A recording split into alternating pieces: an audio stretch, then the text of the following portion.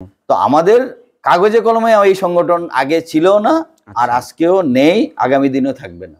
একটা সময় কিন্তু এই বৈষ্ণব রামকৃষ্ণ ঘোষের শিষ্য কিন্তু শুধু আমরা বৈষ্ণব যারা, আমরা গৃহবাসী বৈষ্ণব ছাড়াও অন্যরাও ছিল, অন্য পদবী যারা দাস পাল দেব বিভিন্ন পদবী। হ্যাঁ, তো আমাদের হিন্দু সমাজের যত পদবী আছে সবাই ছিল। যে অনেক সময় বৈষ্ণব সমাজের নাম শুনলে বা বৈষ্ণব যখনই সম্প্রদায় বা জাত এই নামটা শুনে অনেক মানুষ ভয়ে একেবারে ভীত হয়ে যায়।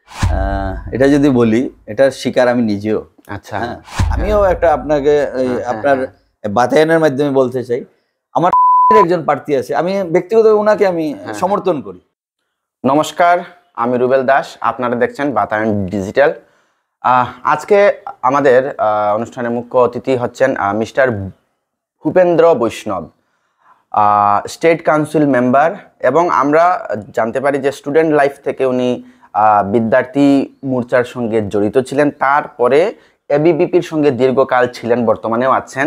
এবং আমরা একটা কথা জানতে পারি যে উনি একজন কট্টর হিন্দুত্ববাদী।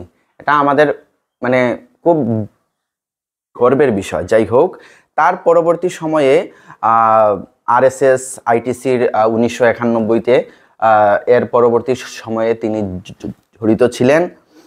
এর পরবর্তী এবং সর্বোপরি একজন বিজেপি সদস্য হিসাবে তিনি আছেন। তো আমি স্যারকে আমাদের আজকের অনুষ্ঠানে অসংখ্য স্বাগত জানাই, এবং আমাদের এত ব্যস্ততার মধ্যে আমাদের যে সময় দিয়েছেন তার জন্য অসংখ্য ধন্যবাদ, আবারও স্বাগত। নমস্কার, বাতায়ন ডিজিটাল চিফ এডিটর মহোদয়কে, সঙ্গে বাতায়ন ডিজিটালের সমস্ত দর্শক বৃন্দর প্রতি রইল আমার মকর সংক্রান্তির শুভেচ্ছা এবং নতুন বছরের শুভেচ্ছা। সেই সঙ্গে বিহু এবং এই অঞ্চলে আরও অন্যান্য আদিবাসীদের আছে টুসু উৎসব। এই উত্তরায়ণ সংক্রান্তি উপলক্ষে, যাবতীয় উৎসব উপলক্ষে সবাইকে আমার অনেক অনেক শুভেচ্ছা এবং শুভকামনা। অসংখ্য ধন্যবাদ। তো যেহেতু উনি যেগুলোর সঙ্গে জড়িত আছেন আমি একটু আগে আপনাদেরকে জানালাম, তো সেই আপনারা হয়তো আইডিয়া করতেই পারছেন যে আজকে আমাদের যে প্রশ্ন উত্তরগুলো কোন ধারায় যেতে চলেছে। আপনারা শুধু সঙ্গে থাকবেন, দেখতে থাকবেন। আশা করি আজকের অনুষ্ঠানটি আপনাদের খুব বেশি ভালো লাগবে। তো আমি স্যারের কাছ থেকে প্রথমেই যে জিনিসটা আমি জানতে চাই, আপনি কিন্তু বৈষ্ণব সমাজ নিয়ে পুরোপুরি কাজ করছেন কিন্তু, হ্যাঁ, এবং এই বৈষ্ণব সমাজ আপনি একজন নিযুক্ত সভাপতি। এটা কি বরাকবেলির মধ্যে নাকি? হ্যাঁ, বরাকবেলি ভিত্তিক। তো আপনি একজন সভাপতি হিসাবে আপনি যখন সভাপতি পদে সিলেক্ট হলেন, তার পরবর্তীতে আপনার অনুভূতিটা যদি একটু শেয়ার করতে চান। তো অ্যাকচুয়ালি বৈষ্ণব সমাজ উন্নয়ন পরিষদ আমাদের এটা বরাক ভিত্তিক বলতে পারেন বা আসামেরও বলতে পারেন, যেহেতু বৈষ্ণব যে সম্প্রদায় আমাদের যেটা একটা পরিচিত আছে, ব্যতিক্রমী পরিচিত। তো এটার মধ্যে সিংহভাগ যারা বসতি করে আছেন বরাকবেলিতে আছেন, আসামের বিভিন্ন জেলায়ও আছেন, তেজপুরে আছেন, নোয়াগাঁওতে আছেন, বরপেটায় আছে, শিবসাগরে আছে, যোরহাটে আছে বিভিন্ন জায়গায়। তাও আমরা সংখ্যা যেহেতু বেশি বরাক ভিত্তিক, তো আমাদের এর আগেও আমি কিন্তু কার্যকরী সভাপতি হিসাবে 2 টার্ম কাজ করেছি। আচ্ছা, হ্যাঁ, তো এইবার আমাকে দায়িত্ব দিয়েছে, আমি চেষ্টা করব আমার সর্বোপরি দিয়ে আমি সমাজের হিতে কাজ করার জন্য। আচ্ছা, তো আমি যদি জানতে চাই যে এই সংগঠনটার আসল উদ্দেশ্যটা কি, একদম যদি সংক্ষেপে কিছু বলতে চাই। অ্যাকচুয়ালি এই সংগঠনটার যদি আমি বলি, বয়স হবে হয়তো 35 থেকে 40 বছর, 35ই ধরে নেন, 40 বছর থেকে সংগঠনটা চলছে। এই সংগঠনটা অ্যাকচুয়ালি আমরা অ্যাকচুয়ালি বৃহত্তর যে সনাতনী ধর্মাবলী যারা আছি, আমরা তো এর বাইরে না। তো আমাদের এই অঞ্চলে বা অনেক জায়গায় আছে কিছু সম্প্রদায় ভিত্তিক থাকে, নাথ সম্প্রদায়, পাটনি সম্প্রদায়, নমশূদ্র সম্প্রদায়, বৈষ্ণব সম্প্রদায়, এরকম থাকে। তো আমরা যদি লক্ষ্য করে থাকি, আমরা আর্থসামাজিক দিক থেকে অনেক পিছিয়ে পড়ে আছি। শিক্ষা সংস্কৃতি, শিক্ষা দীক্ষা নিয়ে আমরা এই অঞ্চলে একটু আমরা পেছনে আছি। তার দিকে কিভাবে এই থেকে আমাদের উত্তরণ ঘটে সমাজের, মূলত সংগঠনটির সেই দিকটাই হচ্ছে মুখ্য লক্ষ্য। আচ্ছা, তো এটা মোটামুটি কখন থেকে স্টার্ট হয়েছে? ওই যে বললাম ধরুন 35 বছর আচ্ছা, আগের থেকে আচ্ছা। অনুমানিক, তখন আমি হয়তো সক্রিয়ভাবে ছিলাম না, আচ্ছা তো আমি সালটা আমার এই মুহূর্তে সঠিক আচ্ছা, আচ্ছা। নির্ধারণ করা সম্ভব হবে। আচ্ছা, তারপরে আমরা অনেক সময় দেখি অনেক সংগঠন আছে, অনেক এনজিও অনেক অনেক কিছু বর্তমান সময়ে দেখা যায়, কিন্তু এগুলো অনেক সময় মানে কাগজ কলমেই থাকে। আমরা অনেক সময় দেখি অনেক আজকালকে ফেসবুক খুললেও অনেক কিছু দেখা যায়, কিন্তু এটা কতটুকু মানে সঠিক বা আদৌ কি সেটা বাস্তবায়িত হচ্ছে, এই ব্যাপারে যদি কিছু বলতে চান। আমাদের যে সংগঠনটা বৈষ্ণব সমাজ উন্নয়ন পরিষদ দীর্ঘদিন থেকে কাজ করে যাচ্ছে। হ্যাঁ, কাজের সাফল্য হয়তো আমাদের আশানুরূপ না হতে পারে, তো আমাদের কাগজে কলমে এই সংগঠন আগে ছিল না, আর আজকেও নেই, আগামী দিনেও থাকবে না। আচ্ছা, তো যে আপনি বৈষ্ণব সমাজের সংস্কৃতি, তাদের ঐতিহ্য নিয়ে যদি দু চারটি কথা যদি আমাদেরকে কিছু বলতে চান। আমাদের বৈষ্ণব সমাজের আমি খুব বেশি বলি, যদি আমি অনেক জানি, কারণ এই দিকে আমি বিশেষজ্ঞ না, তাও আমি বলছি। আমাদের যে বৈষ্ণব সমাজ মূলত রামকৃষ্ণ গোস্বামী আজ থেকে আপনার 448 বছর আগে, অর্থাৎ এই আগামী মাঘী পূর্ণিমাতে ওনার জন্ম মহোৎসব আমরা প্রত্যেক বছর পালন করি, এই বছর আমরা পালন করব। তো সেই অনুযায়ী 448 বছর, তো উনি একজন সাধক ছিলেন। আচ্ছা, হ্যাঁ, তো উনার মাধ্যমেই এই বৈষ্ণব ধর্ম, আমাদের যে বৈষ্ণব বলতে বিভিন্ন ধরনের মতাদর্শ বা বিভিন্ন কি বলবো প্রবর্তক আছেন, তো উনি হচ্ছেন আমাদের যে বৈষ্ণব। এই বরাকবেলিতে আপনারা যারা আমাদের বা কাঠিগড়া কালাইনে যারা দেখছেন, ওনাদের আমরা কিন্তু রামকৃষ্ণ গোসাইর প্রবর্তিত যে মতবাদ আমরা ফলো করি, অনুসারী আমরা। তো এই ভারত, অখণ্ড ভারতে তখনের সময় আজ থেকে আপনার 300-400 বছর আগে 360টি আখড়া ছিল আমাদের। কিন্তু আখড়া বলতে আমাদের যে রীতিনীতি, আচার অনুষ্ঠান যেগুলো হয়, জন্ম মৃত্যু বিবাহ যেগুলো, এগুলো সম্পূর্ণ বৈষ্ণব মতবাদের মধ্যে হয়, এবং সেটা হচ্ছে যে রামকৃষ্ণ গোসাইয়ের মতবাদের মাধ্যমে। তো সেই পরিচালনার জন্য গোটা সমাজকে, বা একটা সময় কিন্তু এই বৈষ্ণব রামকৃষ্ণ গোসাইয়ের শিষ্য কিন্তু শুধু আমরা বৈষ্ণব যারা, আমরা গৃহবাসী বৈষ্ণব ছাড়াও অন্যরাও ছিল, অন্য পদবী যারা দাস, পাল, দেব, বিভিন্ন পদবী। হ্যাঁ, তো আমাদের হিন্দু সমাজের যত পদবী আছে সবাই ছিল, আজকের দিনও আছে। তো দেশভাগের ফলে কি হয়েছে, আমাদের যে রামকৃষ্ণ গোসাইয়ের যে বৈষ্ণব, যেটা আমাদের ঐতিহ্য, আমরা অনেকটা এই ঐতিহ্যের দিকে আমরা অনেকটা ম্লান হয়ে গেছে। কারণ দেশভাগের ফলে সিংহভাগ বর্তমান বাংলাদেশে আছে। যেমন বিতঙ্গলের বড় আখড়া, এটা ঐতিহাসিক একটি আখড়া। সেই আখড়ায় আপনার আগের দিনে বলতো 20, অর্থাৎ আমরা 20 নাম্বার 20 বলা হতো। 6 বাবাজি ছিল, অর্থাৎ 6 সেবাই ছিল, 6 ভবন ছিল, ওনাদের বাসগৃহ ছিল 6, অর্থাৎ 120। এবং 120 ওনাদের স্নান করার ঘাট ছিল, বর্তমানে বিদ্যমান আছে, যা বাংলাদেশে, বর্তমান বাংলাদেশে। এবং বাংলাদেশ এবং ভারতের মধ্যে আছে ত্রিপুরা রাজ্যে আগরতলার রাজধানীর পাশেই, আপনার ইউনিভার্সিটির পাশে একটি আমাদের রামকৃষ্ণ গোসাই আখড়া আছে। আমি বিগত 24-এর 31 ডিসেম্বর এখানে আমি দর্শন করলাম। আচ্ছা, তো পশ্চিমবঙ্গে আছে, হ্যাঁ, ভারতের অন্যান্য রাজ্যে আছে, বৃন্দাবনেও আছে আমাদের। আচ্ছা, হ্যাঁ। তো ঐতিহ্য বলতে গেলে আপনাদের ইন্টারভিউতে আমি যতদূর জানি আরো লম্বা হয়ে যাবে, এবং আমার থেকেও ভালো এই ব্যাপারে বলার জন্য আমাদের যারা এই ধর্মগুরু আছেন, বৈষ্ণব, যাই হোক রামকৃষ্ণ গোসাইয়ের যারা মানে সেবাই যারা আখড়া যারা আছেন, ওনারা আরো বেশি বলতে পারে। তো আর আরেকটা কথা না বলে পারছি না, যেটি হলো মানে বৈষ্ণব সমাজ কি মানে বাংলাদেশ থেকেই এসেছে পুরোপুরি, নাকি আমাদের ভারতেও আগে ছিল? আমরা এই কথাটা যদি বলি, বাংলাদেশ থেকে আসেনি, কারণ একটা সময় 1947 আগে একই দেশ ছিল। 1971-এর আগে আবার বিভাজিত হলো, হয়েছে। তো বারবার বিভাজনের ফলে আমরা হয়তো উদ্বাস্ত বা এই মানে বিভাজনের যে শিকার, বিশেষ করে আমরা এই অঞ্চলের যারা আছে, অনেক কিছু আছে। যেমন একটা পরিবার আছে আমার জানা মতে তেজপুরে, 1928 বা 29 সালে এখানে তারা বসবাস করছে তেজপুরে একটা। আমি জাস্ট এটা উদাহরণের জন্য আমি বললাম। আদারওয়াইজ বেশিরভাগ মানুষ কিন্তু আমরা দেশভাগের বলি, এটা অকপটে স্বীকার করতে হয়। আচ্ছা, তো যে কথাটা যে আপনি বললেন যে বাংলাদেশ থেকে বা আগে তো অখণ্ড ভারত ছিল, এটা ঠিক আছে, কিন্তু আমাদের এখানে হয় কি, মানে আমি যে জায়গায় থাকি আমাদের ওখানেও আশেপাশে অনেক বৈষ্ণব মানুষ আছে, যদিও ওরা শান্তশিষ্ট ভালো, আমাদের সঙ্গে একাত্মবোধ করে, কিন্তু তারপরেও আমি একটা জিনিস দেখতে পারি যে অনেক সময় বৈষ্ণব সমাজের নাম শুনলে বা বৈষ্ণব যখনই সম্প্রদায় বা জাত এই নামটা শুনে অনেক মানুষ ভয়ে একেবারে ভীত হয়ে যায়। এটা যদি কিছু বলতে চান, মানে এত ভয়, মানে আমি নিজেও বুঝতে পারি না অনেক সময়, মানে বৈষ্ণব মানে আমার সঙ্গে একটা, আমরা একসঙ্গে ছিলাম ইউনিভার্সিটিতে একসঙ্গে, কিন্তু ওর সঙ্গে বেশি কেউ মিশতো না, আমি বিন্দাস থাকতাম। কারণ কি, আমাদের বাড়িতেও মানে আমাদের আশেপাশে এরকম মানুষ অনেক আছে, আমার কোনো সমস্যা ছিল না, কিন্তু ওদের মনে একটা ইয়ে ছিল, না ওর সঙ্গে বাবা আমি মিশবো না। এই কারণটা যদি কিছু বলতে চান। অ্যাকচুয়ালি কি বলবো, এটা যদি বলি, এটার শিকার আমি নিজেও।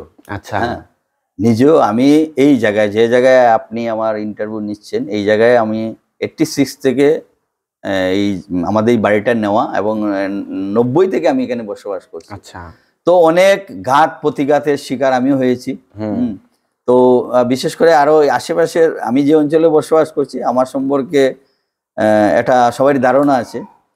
আর একটা আমি যেটা উপলব্ধি করতে পারি, এটা কি হয়েছে, আমাদের যে ভাষাগত অ্যাপ্রোচ যেটা, হ্যাঁ, এটা অনেকটা এখানে স্থানীয় যে অ্যাপ্রোচের ডেনার ডিফারেন্স। হ্যাঁ, আমি একটু আরেকটা কথা বলি, একদম এটা আপনিও পরীক্ষা, যে কেউ পরীক্ষা করে নিতে পারবে। আমি 2019 সালে আমি বাংলাদেশ ভ্রমণ করেছি। আচ্ছা, কারণ ওখানে অনেক আত্মীয় স্বজন আছে বা দেখার জন্য গিয়েছিলাম। তো আপনিও যদি যান, আপনি ওইদিকে আপনি পাসপোর্ট নিয়ে ঢুকে পড়লেন আপনার জকিগঞ্জ বা সুতারকান দিয়ে ঢুকুন, আপনি যখন ওই পারে যাবেন মনে হবে না আপনি করিমগঞ্জে আছেন নাকি জকিগঞ্জে আছেন। হ্যাঁ, সিলেটে যান মনে হবে শিলচরে আছেন। যত ওই দিকে যাবেন, ভৈরব দিকে যাবেন, তখন মনে হবে আপনার ভাষাগত অ্যাপ্রোচ গুলো একদম কট্টর বা একটু হার্ড। হ্যাঁ, অ্যাপ্রোচটা হার্ড, মানে আমরা বলি দাদা একটু অল্প সাইড দেন, এই সরেন, ওইরকম ভাবে করলো, মানে সবাই এরকমই বলছে। তো অ্যাকচুয়ালি কি হয়েছে, এই অঞ্চলে যারা মানে আমার এটা ব্যক্তিগত মতামত, কিন্তু কারণ বৈষ্ণব যে সবাই, অনেক সিলেট অঞ্চলের বৈষ্ণব আছে, অনেক একদম আপনার বর্ডার সংলগ্ন, অর্থাৎ 20-25 কিলোমিটার দূরে অনেক বসবাসকারী আছে। তো সিংহভাগ আমার একটা ব্যক্তিগত ধারণা, অনেকের এই অ্যাপ্রোচটাতে দেখে, মুখের ভাষাতে বা অ্যাপ্রোচটাতে দেখে হয়তো ভয় পায়, কিন্তু অন্তরটা এরকম না। হ্যাঁ, এরকম না। এটা আপনারা যদি একটু সূক্ষ্মভাবে বিচার করেন তাহলে এটা হয়তো এটার উত্তর পেয়ে যাবেন। তো যাই হোক, আপনারা শুনলেন, তো আসলে এরকম কিছুই না, আমরা সবাই মানুষ, আমরা একে অন্যের সবসময় যাতে পাশে থাকি। যাই হোক, আচ্ছা, বৈষ্ণব সমাজের কিছু অংশের একটা অভিযোগ থাকে, একটা আমি মানে বাস্তবিক জীবনে যেটা আমি অনুভব করতে পারলাম, যে তাদের উন্নয়নের সঠিক সুবিধাটা তারা সমানভাবে পাচ্ছে না। আমাদের এখানেও আছে, আপনি আমাদের ওইখানে যাবেন, গেলে আপনি সেটা উপলব্ধি করতে পারবেন, আমার যতটুকু ধারণা, এবং অনেকেরই, এবং গোটা অঞ্চলে যতটুকু আছে আপনি একটু হয়তোবা শুনতে পারবেন যে তারা সমানভাবে সেই উন্নয়নের সুবিধাটা পাচ্ছে না। কেন তাদের এই অভিযোগ যে তারা কেন পাচ্ছে না সমানভাবে?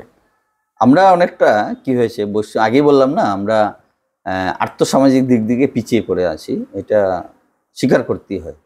তো আমরা যদি আর্থসামাজিক উন্নয়নের সাথে সাথে সচেতনতা বৃদ্ধি হয়, হ্যাঁ, এটাও একটা যুগসূত্র। তো আমাদের যদি সচেতন না হই, আমরা সাধারণ নাগরিক, সবাই নাগরিক, আমরা যদি নাগরিক হিসাবে আমরা করি, তাহলে বিভিন্ন ধর্ম, হিন্দু ধর্মের বাইরে তারাও নাগরিক, কিন্তু আমরা যদি সনাতন ধর্মের মধ্যে যারা আমরা আছি, এদের মধ্যে যদি আমরা তুলনা করি, আমরা পিছিয়ে আছি, এটা আগেও আমি বলেছি। তো আর সেটাকে আমি যদি বলি, মানে উন্নত করার কোনো উপায় যদি? হ্যাঁ, উন্নত হচ্ছে। আজকের দিনে আপনি দেখুন, শিক্ষা ক্ষেত্রে মানে বিভিন্ন সরকারি বিভাগে চাকরি হচ্ছে। আমাদের আশেপাশে একটা পরিবার, মৌগ্রাম একটা পরিবার, এই 1 বছর আগে একটা আসাম পুলিশে চাকরি পেয়েছে, অতি সাধারণ, মানে ওদের পরিবারে কেউ কোনোদিন হয়তো ক্যাপিটাল সিটিতে যায়নি। আচ্ছা, হ্যাঁ, বা ওদের পরিবারের যে ইতিহাস ছিল, মানে এতই ইয়ে ছিল, অর্থনৈতিকভাবে পিছপড়া ছিল, তো সেই পরিবার থেকে একটু সাহস জুগিয়ে পড়াশোনা করিয়েছে ছেলে মেয়েকে, তার সুফল পেয়েছে। হ্যাঁ হ্যাঁ হ্যাঁ। তো আপনি যেহেতু বৈষ্ণব সমাজ সংগঠন নিয়ে এতদিন ধরে আছেন, তার সঙ্গে আপনি একজন বিজেপির মেম্বার, একদম সক্রিয়ভাবে আছেন, তো আমি যদি একটি কথা জানতে চাই যে এই সংগঠনের সঙ্গে রাজনীতি কতটুকু জড়িত আছে? না দেখুন, এই সংগঠনটি সম্পূর্ণ একটি স্বতন্ত্র সংগঠন। আচ্ছা, যে কোনো সামাজিক সংগঠন বা আমরা এনজিও যাই বলি, সেটা কোনো রাজনৈতিক আন্ডার হয় না। হ্যাঁ, আমি আমার পলিটিক্যাল ভিউ বিজেপি, আচ্ছা, হ্যাঁ, কিন্তু এটা স্বতন্ত্র সংগঠন, এটার সঙ্গে কোনো আমার দলীয় নেই। তবে একটা কথা ঠিক, 1991 থেকে যখন কাটিগড়াতে প্রথম বিজেপির বিধায়ক হয়েছিল কালীরঞ্জন দেব, উনি স্বর্গীয় বর্তমানে, এবং পরপর 3বার যে বিজেপির বিধায়ক হয়েছিল, এই বিজেপি বিধায়ক হওয়ার পরপর আসামে একটা তখন একটা রেকর্ড, আপনি গুগলে সার্চ করলে পাবেন, এটা একটা রেকর্ড হয়েছিল। তো উনার পিছনে, উনি যে 3বার জয়ী হওয়ার পিছনে বিশেষ করে বৈষ্ণব সম্প্রদায়ের অনেক বড় ভূমিকা ছিল। বৈষ্ণব এবং কৈবর্ত সম্প্রদায়ের অনেক বড় ভূমিকা ছিল, সঙ্গে হিন্দু সম্প্রদায় ছিল। আমরা এই বলবো না যে এটা শুধু বৈষ্ণবরা জিতিয়ে দিয়েছে, সেরকম না। তো অ্যাকচুয়ালি কি হয়েছে, যারা এই অঞ্চলের আজকের দিনে আমরা 90+ হিন্দুরা বিজেপি করে, কিন্তু একটা সময় এই সংখ্যাটা ছিল না, কিন্তু বৈষ্ণবরা ঠিকই বিজেপি করত। আচ্ছা, তো আরেকটা জিনিস দেখা যায় যে অনেক যারা বৈষ্ণব, যারা টাইটেল যাদের বৈষ্ণব লেখায়, কিন্তু আজকাল দেখা যাচ্ছে যে ওরা বৈষ্ণব মানে নিজের পদবিটাকে ছেড়ে অনেকে দাস লেখাচ্ছে। অনেক সময় এটা দেখেছি, আমি নিজেও সেটা দেখেছি, আপনিও হয়তো বা দেখবেন। মানে ওদের এই টাইটেলটা বা এই পদবিটা চেঞ্জ করার কি কারণ হতে পারে? কি ওরা কি ওদের পদবি নিয়ে সন্তুষ্ট নয়? এটা ব্যক্তিগত, আচ্ছা, এই ব্যাপারে টিপ্পণী করা ঠিক হবে। আচ্ছা আচ্ছা, যাই হোক, তো আপনার সঙ্গে মানে কথা বলে আমার খুবই ভালো লাগছে। আপনি একেবারে তুলসীর মালাটা না পরে আছেন, হ্যাঁ, আর একদম মানে শুরুতেই যেভাবে তিনি বলছিলেন যে একদম কঠোর হিন্দুত্ববাদী, তো সেই সূত্রে প্রশ্ন এটা অন্যান্য, এটা আমার ব্যক্তিগত। তো আমাদের হিন্দুত্ব বা আমরা যে হিন্দু সনাতনী, যে হিন্দুকে আমি ছাড়লাম, আমরা তো আসল তো সনাতনী। এই সনাতনকে বর্তমানে, সনাতনী মানুষকে বর্তমানে বাঁচাতে হলে আমাদের কি কি করতে হবে, একদম যদি সংক্ষেপে কিছু বলতে চান। আমরা সনাতনী, আমাদের পরিচয় প্রথম সনাতনী হতে হবে। বৈষ্ণব, কৈবর্ত, নাথ, দেব এগুলা ছেড়ে আমরা সব সনাতনী, সব হিন্দু, সব ভারতীয়। আমরা ভারতীয় কৃষ্টি, সভ্যতা, সংস্কৃতি বিশ্বাসী, এবং আমরা এটা রক্ষা করতে বদ্ধপরিকর। এই পরিচয়ের মাধ্যমে আমরা, অর্থাৎ আমাদের ঐক্যতা প্রয়োজন। আমাদের সবচেয়ে যেটা বেশি, আমাদের যে ভেদাভেদ, যেটা জাতিগত ভেদাভেদ, তারপরে পাবেন ভাষাগত ভেদাভেদ, অনেক আছে, অঞ্চলগত ভেদাভেদ, তারপরে একটু আগে বললাম না, ভাষার অ্যাপ্রোচগত ভেদাভেদ। হ্যাঁ হ্যাঁ হ্যাঁ হ্যাঁ হ্যাঁ, এটাই তো। বর্তমান যেটা দেখা যায় সমাজে, যারা যুবকরা আছেন বিশেষ করে, তাদের মূল্যবোধের একটু ইয়ে আছে। মানে আমরা তো, আমি মানে অনেক ছোট, তারপরেও এই কথাটা মানে ইয়ে করছি আর কি, যে তাদের সেই আকারে কোনো মূল্যবোধ নেই। আজকে আমরা দেখতে পারি যে মন্দিরে মা কালীর স্থান আছে, ওইখানে ওরা, তো এই জায়গা থেকে বাঁচার জন্য আপনি যদি কিছু বলতে চান। আমাদের মনে হয় প্রথম আমাদের ধর্মীয় শিক্ষা, আধুনিক শিক্ষার প্রয়োজন। একাডেমিক এডুকেশনের সঙ্গে আমাদের ধর্মীয় শিক্ষাটা প্রয়োজন। আমাদের প্রাচীন রীতিনীতি, আমাদের যে বৈদিক ভারত, আমরা যা নিজেকে গর্ব করি ভারতীয় হিসাবে, তো সেই ব্যাপারে আমাদের ঐতিহ্যগুলোকে আমাদের পরিবারের যারা আমাদের নতুন প্রজন্ম আছে ওদের সাথে তুলে ধরা প্রয়োজন, যারা আমরা যারা আছি অন্ততপক্ষে। আচ্ছা, আরেকটি কথা হলো, এটিও আমার কিন্তু পার্সোনাল, তো সেটি হলো, আমাদের এখানে যারা আছেন বা আমার বন্ধুরা যারা আছে, ওদের কাছ থেকে একটি কথা শুনতে পারি যে ওরা উলুধ্বনি দেয় না। হ্যাঁ, মানে জুকার, যেটা মেয়েরা অনেক সময় সন্ধ্যা হলে আমাদের এখানে জুকার টুকার দেয়, কিন্তু ওরা উলুধ্বনি দেয় না। এবং আমি একজনকে জিজ্ঞাসাও করলাম, একজন বাবাজিকে, যে আমরা তো সবাই উলুধ্বনি দেই, এই উলুধ্বনি না দেওয়ার পিছনে যদি কোনো সক্রিয় কোনো কারণ বা কিছু থাকে তাহলে না, এটা আমি তো সঠিক জানি না, তো আপনি যদি কিছু জানেন। হ্যাঁ, এটা একটা বিতর্কিত মানে আমিও যেহেতু জানি না, এটার কোনো নিষ্পত্তি হয়নি। আপনার যেটা প্রশ্ন এটা সত্যি, কিন্তু এটার কোনো নিষ্পত্তি হয়নি। হ্যাঁ, কিছু কিছু জনেরা দিচ্ছে, আমার বাড়িতে হয় না এরকম নয়। যেমন আমরা যদি লক্ষ্য করি, রাজস্থানের কিছু হিন্দু আছে এবং তারা রাজপুত কট্টর, হিন্দুত্বের বিচারে ধর্ম পালনে কট্টর, কিন্তু ওরা সিঁদুর ব্যবহার করে না। আচ্ছা, তো সে নিয়ে আরো আছে। যাই হোক, আমার এখানে আমি বলছি না, কারণ অন্য একটা কৃষ্টি সভ্যতার, কিন্তু আমরা ওদেরকে তো হিন্দু বলতে পারবো না, যে হিন্দু নাই সেটা তো বলতে পারবো, সেটাও বলতে পারবো না। তো কিছু কিছু কৃষ্টি বা কালচার যে আছে, স্থান ভেদে হয়তো পরিবর্তন, যেমন খাদ্যাভ্যাস, হ্যাঁ, কৃষ্টি, এগুলা যে আমার বরাকবেরির যে কৃষ্টি, সেটা কিন্তু অন্য জায়গায় নাও মিলতে পারে, আপার আসামের সঙ্গে মিলবে, নাও মিলতে পারে। তো আমি একটু এটা আপনার সঙ্গে অ্যাড করি, এটা বোঝানোর জন্য।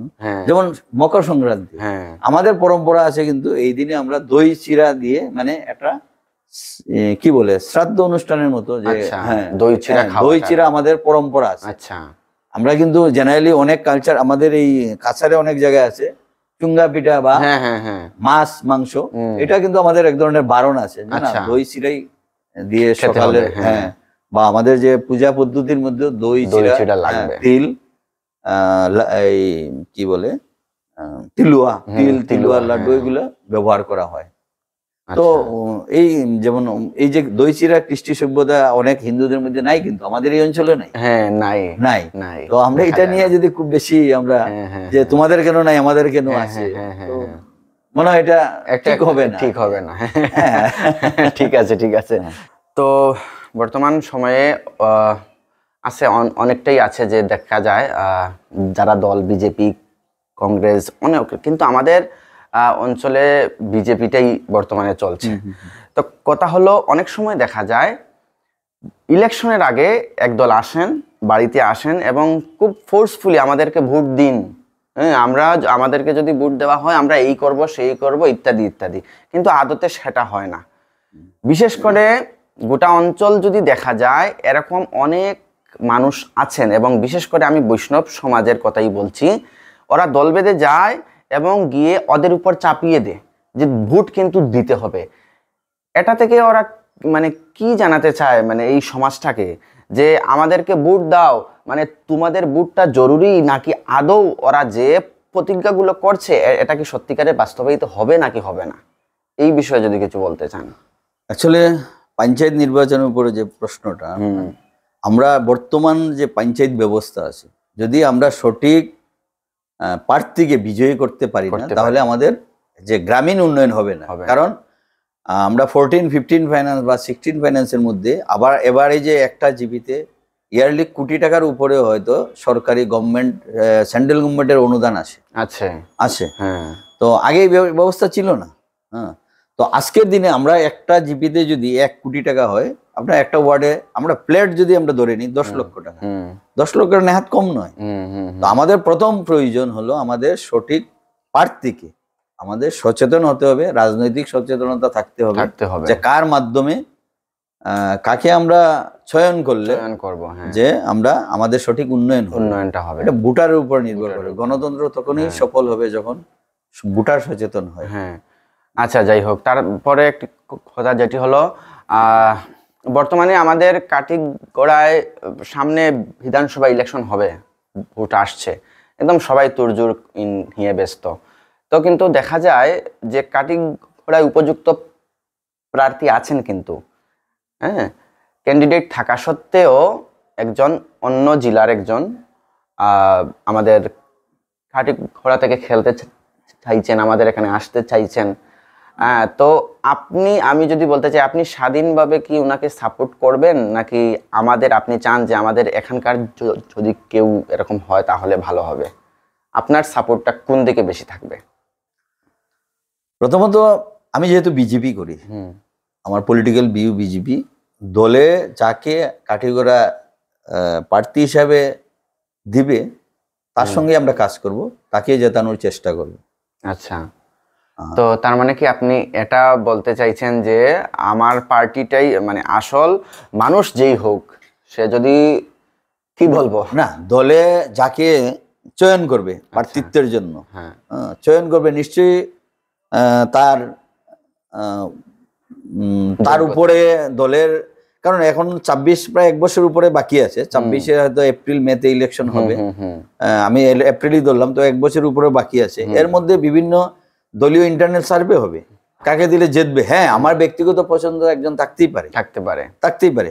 আমি দলীয়ভাবে, আপনি যেহেতু নাম নিচ্ছেন না বাইরের, আমিও একটা আপনাকে আপনার বাতায়নের মাধ্যমে বলতে চাই, আমার একজন প্রার্থী আছে, আমি ব্যক্তিগত ওনাকে আমি সমর্থন করি। আচ্ছা, আছে একজন প্রার্থী আছেন বিজেপি দলের, ওনাকে আমি ব্যক্তিগতভাবে সমর্থন করি।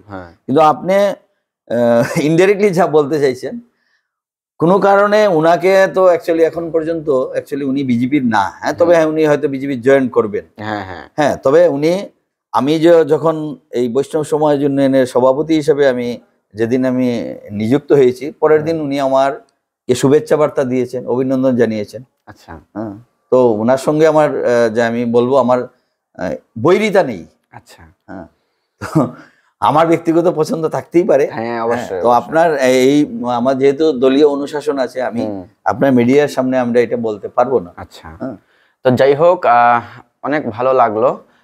এক শেষ নয়, আমি লাস্ট একটাই জানতে চাইবো স্যারের কাছ থেকে, যেটি হলো একদম সংক্ষেপে 2 লাইনে আমাদের যুব সমাজকে উন্নত করার, মাথা উঁচু করে বাঁচার 2টি যদি পথ বলতে চান, একদম সংক্ষেপে।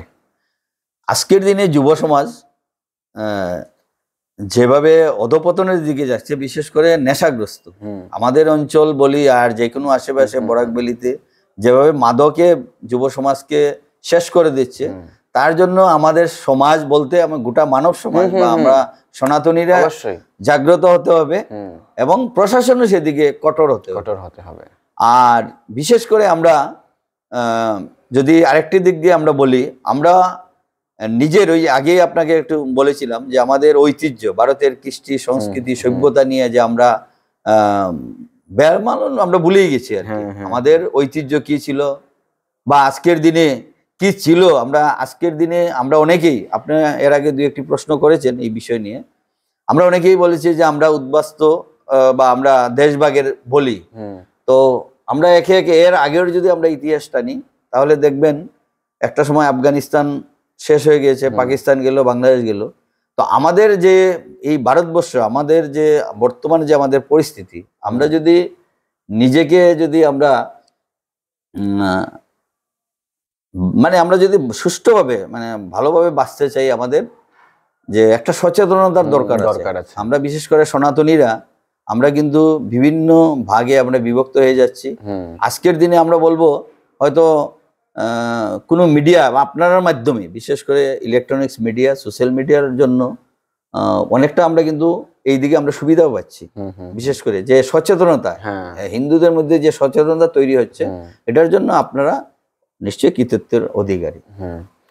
যাই হোক, অসংখ্য ধন্যবাদ স্যারকে। আপনারা সঙ্গে থাকবেন, দেখতে থাকুন বাতায়ন ডিজিটাল। নমস্কার, অসংখ্য ধন্যবাদ।